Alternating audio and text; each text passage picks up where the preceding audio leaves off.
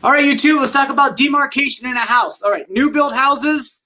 Well, I'm going to show you mine. Mine's obviously not a new build. It's built in 79. So, but now demarcation is kind of tricky. It can make or break a clean, exterior look. So get it right.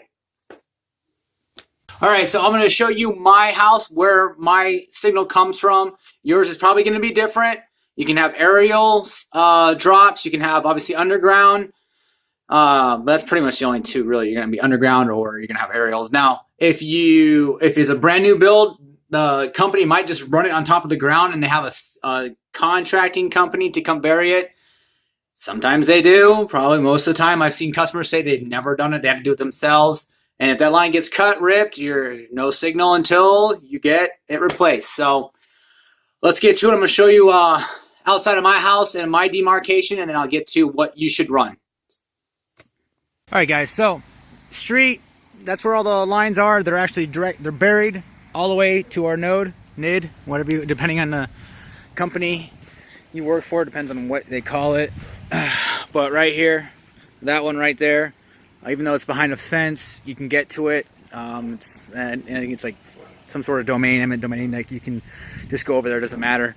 It's not trespassing if you're servicing it. So from there, mine is, I actually had them RG11 buried all the way to the back of my house, which I'll show you in a second.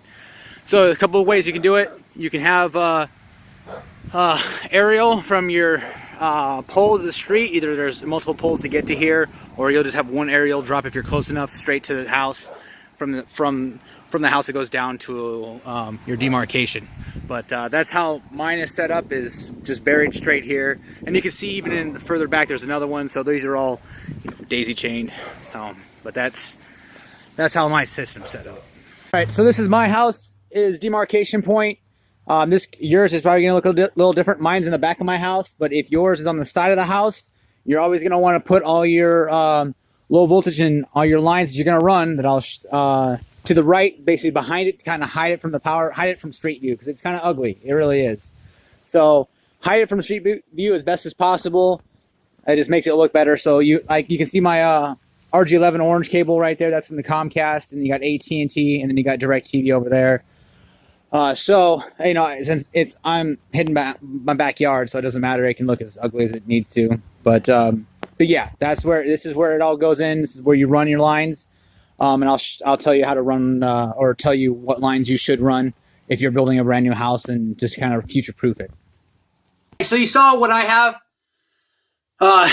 Pretty basic. My house is old, so it's not, it's not going to be a crazy clean look. So now, if you're doing a house build, you may not even have a demarcation. You might just have a spot where the power is going to be, or where the power is and there's absolutely nothing else. So get with your customer slash homeowner, whoever, and keep it neat, keep it nice and tidy, have it away from street view. That way it makes it cleaner. Everybody's got to have a demarcation for a signal to getting into a house, and you can control where it's at relative to obviously the house, the setup, the layout, and all that kind of stuff. So what I recommend for running lines for demarcation, at least a minimum of 2 coax RG6, at 2 Cat 6s, Cat 7s.